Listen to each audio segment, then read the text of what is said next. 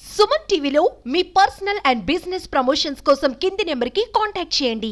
గౌరవ ముఖ్యమంత్రి శ్రీ చంద్రబాబు గారి అనుభవం ఇలాంటి విపత్తు సమయంలో చాలా బలంగా తెలియజేస్తూ ఉంది, మనకి చూపిస్తూ ఉంది.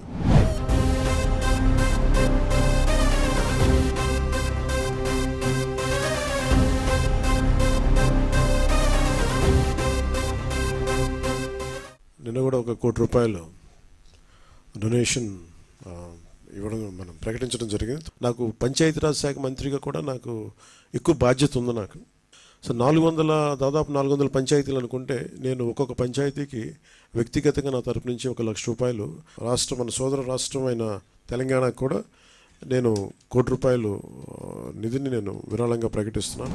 ఒకరిది కష్టపడే తత్వం, ఇంకొకరిది ఎంతైనా సాయం చేసే గుణం.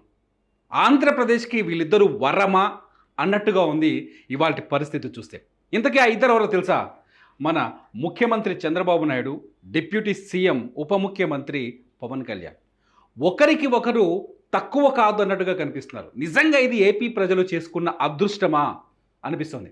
విజయవాడ నగరానికి మాత్రమే ఇప్పుడు వరద ప్రభావిత ప్రాంతంగా ఉంది. విజయవాడలో చాలా కాలనీలు నీట మునిగాయి. కాలనీలోకి వెళ్తే కష్టాలు తెలుస్తాయి, మామూలుగా కాదు. ఇక్కడికి నీళ్ళు ఉన్నాయి, కొన్ని చోట్ల ఇక్కడికి నీళ్ళు ఉన్నాయి. చిన్నపిల్లల్ని ఇట్లా భుజాల మీద ఇట్లా ఎత్తుకొని వస్తున్నారు, భుజాల మీద ఎత్తుకొని వస్తారు తిండి లేక. నిజంగా కొద్దిసేపటి క్రితం చూసాం మేము ఆంధ్రప్రభ కాలనీలో లోపల, ఆంధ్రప్రభ కాలనీలో సింగనగర్ లోపల ఏరియాలో ఇంకా ఫుడ్ అందలేదు చాలామందికి. అటువంటి ప్లేస్లో కూడా మినిస్టర్లు, ముఖ్యమంత్రి బుల్డోజర్లు, ట్రాక్టర్లు వేసుకొని వెళ్ళిపోతున్నారు నీళ్ళల్లో. చంద్రబాబు నాయుడు గారి విజువల్స్ చూసాం మనం, అనేక చోట్ల నీళ్ళు వేసుకొని వెళ్ళిపోతున్నారు. అయితే ఓ పెద్ద ప్రశ్న తెర మీదకి వస్తుంది అన్నిసార్లు. ఏంటంటే పవన్ కళ్యాణ్ ఎక్కడున్నారు? పవన్ కళ్యాణ్ ఎక్కడున్నారు? పవన్ కళ్యాణ్ వస్తే అధికారులు ఆయన సెక్యూరిటీ చూడాలి, ఈయన సెక్యూరిటీ చూడాలి, అధికారులకు సెక్యూరిటీ చూడాలి, ఈ మినిస్టర్ సెక్యూరిటీ చూడాలి.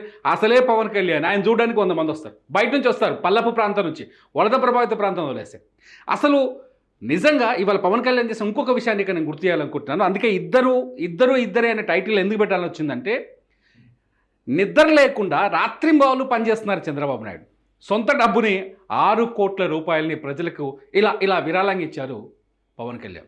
నిజంగా అధికారం వస్తే ఏ రాజకీయ నాయకుడైనా డబ్బులు సంపాదించుకొని డబ్బుల్ని వెనకేసుకొని సెటిల్మెంట్ చేసుకోవాలని ఆలోచిస్తారు. ఎంతోమందిని చూసాం, శుద్ధపూసలు. ఎవరిని చూసినా ఎవరు శుద్ధపూస కాదు, ఎవ్వరూ శుద్ధపూస కాదు. ఇవాళ నేను చెప్తున్నాను, ఎవ్వరూ శుద్ధపూస కాదు. ఒక సంతకం పెడితే డబ్బులు ఎన్ని వస్తాయో అందరికీ తెలుసు.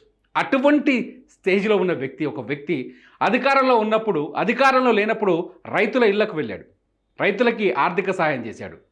ఇప్పటి మన ఊళ్ళో ఇళ్ళని కూలుస్తుంటే, రోడ్డు వెడల్పుతో కూల్చేస్తుంటే ఊరికి ధర్నా చేశాడు. ఇవాళ పబ్లిక్లో ఇవాళ తన సొంత డబ్బును తీసుకొచ్చి 6 కోట్లు ఇట్లా విధిల్చాడు. మన ఈ డిస్కషన్లో ఇప్పుడు అనలిస్ట్ చందు శ్రీనివాస్ గారు కూడా మనతో తోడారు. చందు శ్రీనివాస్ గారు, సాధారణంగా గవర్నమెంట్ సంతకం పెట్టేస్తే గవర్నమెంట్ నిధుల నుంచి ఇవ్వచ్చు, ఎందుకు సొంత డబ్బులు ఇచ్చాడు అనుకుంటున్నారు మీరు? ఇప్పుడు మీరు అన్నట్టు చాలా గొప్ప విషయం, చాలా గొప్పగా ఉపోద్ఘాతంలో చంద్రబాబు నాయుడు గారి గొప్పతనం, ఒకవైపు పవన్ కళ్యాణ్ గారు. చంద్రబాబు నాయుడు గారిది 4.5 దశాబ్దాల అనుభవం. ఆ అనుభవానికే చాలా కష్టాలు ఎదురైనప్పుడు ఈయన పోరాట పటిమ వల్ల ఈరోజు ఆంధ్రప్రదేశ్ ప్రజలు వరంగా భావించాలి. నిజమే, మీరు అన్నట్టు నేను ఒక ఇంటర్వ్యూలు చేస్తే ఆయన మనిషి ఏంటి ఆ వయసులో 20 అని చెప్పి చాలా చక్కగా చేశారు. అది నేను చూసా పూర్తిగా. ఆంధ్రప్రదేశ్ రాజకీయాల్లో తిరుమల గారు, అతను 74 సంవత్సరాల వయసులో మనమైతేనే బయటకు రాలేని పరిస్థితిలో, మామూలుగా చలిలో పోతే ఆ బోట్లో మునుగుతామో చచ్చిపోతామో బతుకుతామో తెలియని పరిస్థితుల్లో ఎంత తెగువ చూపించి వెళ్తున్నాడు సార్. ఆయనకి హ్యాట్స్ ఆఫ్ చెప్పాలి మీరు చెప్పినట్టు. అదే సమయంలో ఆయన వెనక ధైర్యం ఎవరున్నారు? ఆయన వెనక పవన్ ఉన్నాడు. కాబట్టి మీరు టైటిల్ ఇద్దరు అనేది వండర్ఫుల్గా పెట్టారు. టైటిల్ ఇద్దరే. కాబట్టి ఇక్కడ ఒకటి గుర్తుపెట్టుకోవాలి రాజకీయ నాయకులు, ఇతను పోరాట పటిమ, అతనికి అనుభవం ఆంధ్రప్రదేశ్ ప్రజలకు వరం. మీరు చెప్పిన పాయింట్ ఆఫ్ వ్యూలో అతను తీసుకున్న శాఖలు, డిప్యూటీ సీఎంతో పాటు తీసుకున్న చాలా కీలకమైన శాఖలు, గ్రామీణాభివృద్ధి, పంచాయతీరాజ్, అడవులు, పర్యావరణం, సైన్స్ అండ్ టెక్నాలజీ, ఇవన్నీ కూడా అంతకుముందు గతంలో ఎవరు చేశారో ఆ పదవిలో ఏం పవర్స్ ఉండేవో కూడా తెలియని పరిస్థితి నుంచి ఈ రోజున ఆయన తీసుకొచ్చిన ఇది 2 నెలల్లో ఈ దేశానికి మార్గదర్శకుడు. వండర్ఫుల్ అండి. ఆ విషయంలో పవన్ కళ్యాణ్ గారిని హ్యాట్స్ ఆఫ్ చెప్పాలి. మీరు అన్నట్టు 4 రోజులు ఏమైపోయాడు? ఏం కావాలి వీళ్ళకి? ఎప్పుడు వచ్చావు అన్నది కాదు, ఏవది సినిమాలో డైలాగ్ ఉంది సార్, బుల్లెట్ దిగిందా లేదా? ఆయన సినిమానే.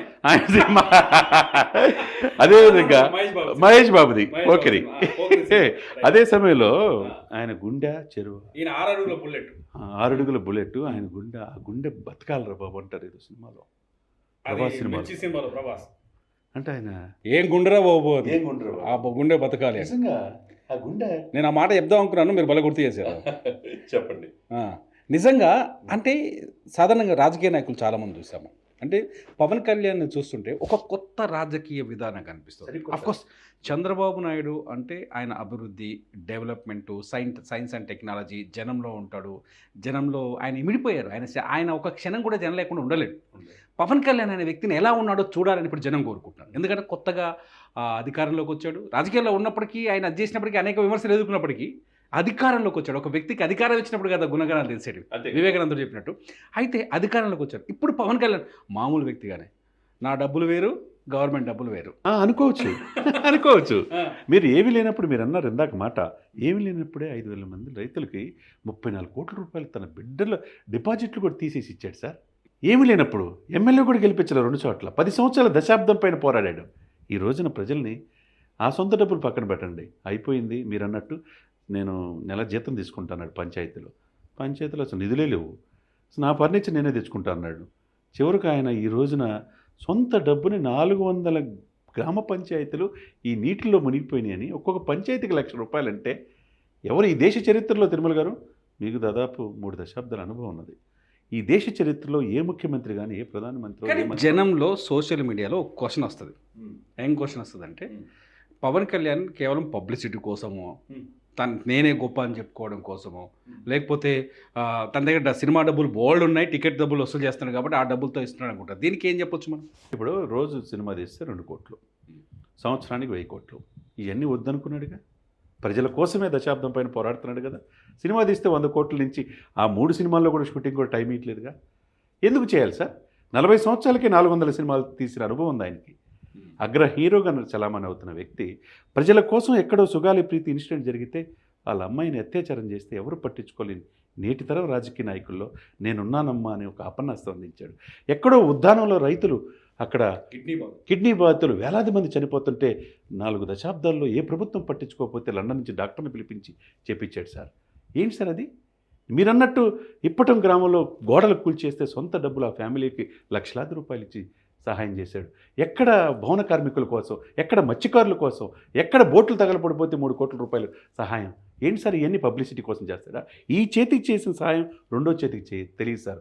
ఇప్పటి వరకు నాకు తెలిసి 100 కోట్లు చేసి ఉంటాడు సార్. ఈరోజు 6 కోట్లు ఈ దేశ చరిత్రలో ఎప్పుడైనా ఉందా?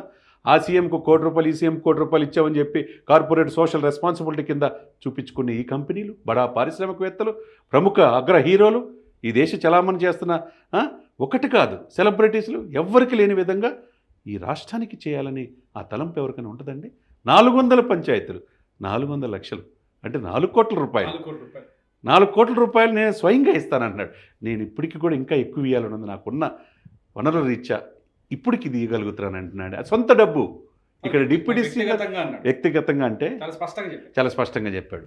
ఈయనకి వీళ్ళిద్దరికి గ్యాప్ తేటానికి శతవిధాల ప్రయత్నం చేస్తున్నారు. 4 రోజుల నుంచి బయటకు రావట్లేదు అంటారు. ఆయన ఏమన్నాడు? ఆయన పని ఆయన చేస్తున్నాడు అంటున్నాడు. ఈయన వస్తే మీరు అన్నట్టండి ఒక ఆయనకి రక్షణ కల్పించాలి. ఇది ఈ చర్చ నిజమేనా? ఎందుకంటే చంద్రబాబు, ఒకవేళ పవన్ కళ్యాణ్ వస్తే, చంద్రబాబు గారు పొద్దున్న లేస్తే నీళ్ళలో ఉన్నారు, పడవల్లో తిరిగారు, వాటర్లో ఎక్కడెక్కడ, సింగనగర్లో అయితే ఆయన తిరగని ఇల్లు లేదనుకుంటా. సాధారణంగా మన టీవీ రిపోర్టర్లు కావచ్చు, రిపోర్ట్ చేసి వీళ్ళు కూడా తిరగలేదేమో. చంద్రబాబు గారు ముఖ్యమంత్రి అయ్యి ఉండి ఒకటి రాత్రి 4 గంటల 16 నిమిషాలు 2వ తారీఖున కలెక్టరేట్లో వచ్చి పడుకున్నాడు. ఆయన సింగనగర్ తిరగని నిల్లు లేదనుకుంటా. కానీ నిజానికి పవన్ కళ్యాణ్ వస్తే చంద్రబాబు నాయుడు చరిస్మా అక్కడ ఏమైనా తగ్గే అవకాశం ఉండేదా? ఇక్కడ అది కాదు సార్. ఇక్కడ ఒకటి ఏంటంటే వాళ్ళిద్దరు కూడా ఒకరికొకళ్ళు, మీరు అన్నట్టు ఈ టైటిల్కి ఇద్దరే అన్నట్టు వాళ్ళకొకరికొకళ్ళు తండ్రి కొడుకుల బంధం. లోకేష్ బాబు గారికి పవన్కి అన్నదమ్ముల అనుబంధంలాగా ఉంది. వాళ్ళిద్దరూ పక్కపక్కనే సీఎం, డిప్యూటీ సీఎం. నేను డిప్యూటీ సీఎం అనుకోవట్లా, సహ ముఖ్యమంత్రిగా ఆయన గౌరవిస్తున్నాడు. పవన్ ఏంటి తెలుసు, పవన్ యొక్క క్యాపబిలిటీ తెలుసు, కెపాసిటీ తెలుసు. ఆయనే తెలుసుకొని అధికారులంతా చెప్పి చంద్రబాబు నాయుడు గారు ఆయన ఈ 74 సంవత్సరాల వయసులో వెళ్తున్నాడండి, మీరు కూడా వస్తే మీకు సెక్యూరిటీ కల్పించలేరు, అందులో అభిమానులు ఎక్కువ ఉంటారు, ఎందుకంటే ఆయన లెగసీ, ఆయనకి లక్షలాది మంది ఉంటారు, ఆయన చూడటానికి ఎగబడతారు. అసలుకి ఆబ్జెక్ట్ పోద్ది. సేవా కార్యక్రమం చేయాలనుకున్నప్పుడు మల్టిపుల్గా ఆయన నాయకుడే ఫీల్డ్లో వస్తే మిగతా క్యాడర్ బాగా పనిచేస్తున్న ఉద్దేశంతో ఉంటారు. ముఖ్యమంత్రి కాబట్టి ఆయన వెళ్తున్నాడు, ఎక్కడికక్కడ సస్పెండ్ చేసుకుంటూ వెళ్ళిపోయాడు, చేసుకుంటూ వెళ్ళిపోతున్నాడు. ఇప్పుడు ఈ రోజున ఆయన చాలా పరిపక్వత, అంటే కొంతమంది అంతకుముందు 5 సంవత్సరాల అధికారంలో ఉన్న ఆ పార్టీకి అనుగుణంగా ఉండే కొంతమంది ఉద్యోగులు సహకరించకపోయినా నేనున్నానని మిగతా భరోసా ఇస్తా 2.5 లక్షల మంది ముంపుకు గురైతే తిరిగాడు చూశాడండి. అధునాతనమైన క్రేన్లు తెలంగాణలో కూడా లేవు, మిగతా స్టేట్లో కూడా. ఆ డ్రోన్ల ద్వారా ఆహార పొట్లాలు ఎక్కడైనా చూశారు ఇప్పటివరకు? టెక్నాలజీలో ఉపయోగించడంలో చంద్రబాబు నాయుడు గారి తర్వాత వాళ్ళిద్దరికీ ఎటువంటి అరమరికలు లేవు. ఆయన ఎక్కడున్న తెర వెనక, నీ వెనక అమ్మ ఏదో అదృశ్య శక్తి ఉందని చెప్పి ఒక సినిమాలో పోసాను, ఈ సినిమా అయింది. కాబట్టి ఆయనకి బలం ఈయన, ఆ యంత్రాంగానికి మొత్తం వెన్నుముక ఈయన. కానీ చంద్రబాబు నాయుడు గారి ఎఫర్ట్ను కూడా ఇక్కడ మనం చాలా ఎక్కువగా తీసుకోవాలి. ఎందుకంటే గతంలో అనేక విపత్తులను ఎదుర్కొన్నాడు ఆయన. హుదూదుల లాంటిది గత ప్రభుత్వం విశాఖపట్నం హుదూద్ తుఫాన్ ఎదుర్కొన్నాడు. ఆయన నాలెడ్జ్, ఆయన ఒక గ్రంథం ఆయన. అటువంటి చంద్రబాబు నాయుడు గారు ఇవాళ విజయవాడలో కానీ, మంగళగిరి కానీ, గుంటూరులో కానీ చిన్న ఇష్యూ లేకుండా ప్రతిపక్షానికి చిన్న పాయింట్ కూడా దొరకకుండా చేయగలిగారు. భలేవాళ్ళే తిరుమల గారు. ప్రతిపక్షం ఎక్కడుంది ఆంధ్రప్రదేశ్లో? చెప్తున్నారు కదా నిన్న మ్యాన్ మేడ్ ఫ్లడ్స్ అని చెప్పేసి. ప్రధాన ప్రతిపక్ష హోదా కూడా కోల్పోయారు. ఏం మాట్లాడుతున్నారు తెలియట్లా. 5 సంవత్సరాలు కళ్ళు మూసుకొని తెరిస్తే 5 సంవత్సరాలు వస్తుందంటున్నారు. రాష్ట్రపతి పాలన కావాలంటున్నారు.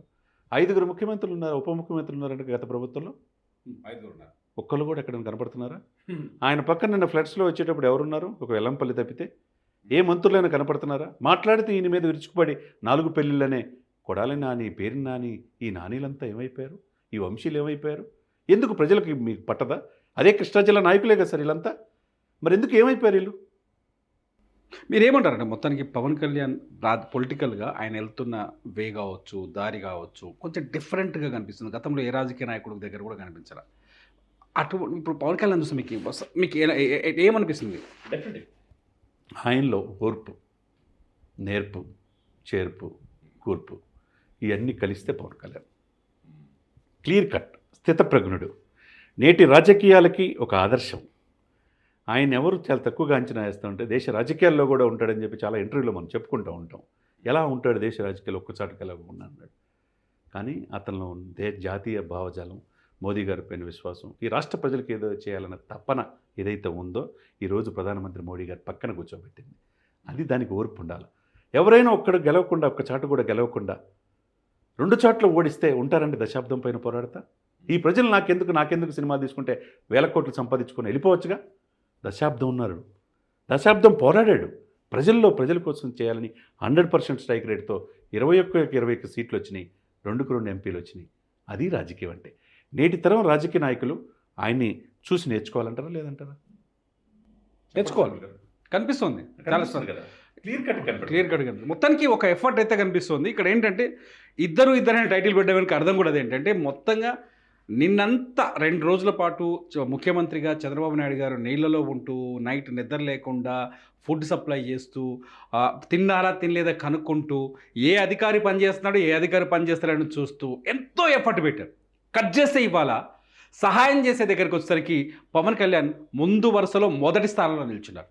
నిజంగా ఆంధ్రప్రదేశ్కి ఇవాళ వచ్చిన ఇంకా ఎటువంటి విపత్తు వచ్చినా, ఎటువంటి పరిస్థితులు వచ్చినా ఎదుర్కొనేందుకు ఇద్దరు బలమైన వ్యక్తులు, శక్తులుగా ఉన్నారు, మంచి యుక్తిపరులు అనే విషయం ఇలా స్పష్టంగా కనిపిస్తుంది. థ్యాంక్ యూ చంద్రసేన్ గారు, ఈ డిస్కషన్లో పాల్గొన్నందుకు చాలా హ్యాపీగా ఉంది. ఎందుకంటే ఈ సబ్జెక్ట్లో మిమ్మల్ని తీసుకురావడం, నిజంగా పవన్ కళ్యాణ్ చేసిన సహాయం పైన మీరేమంటున్నారు? వ్యక్తిగత ప్రతిష్ట కోసమే పవన్ కళ్యాణ్ డబ్బులు ఇచ్చాడా, లేకపోతే హృదయపూర్వకంగా మనస్ఫూర్తిగా జనం కోసం ఈ డబ్బులు ఇచ్చాడా? కామెంట్స్ చేయండి. మీ కామెంట్స్ పైన నేను మరో వీడియో చేస్తా. చూస్తూనే ఉండండి సుమన్ టీవీ.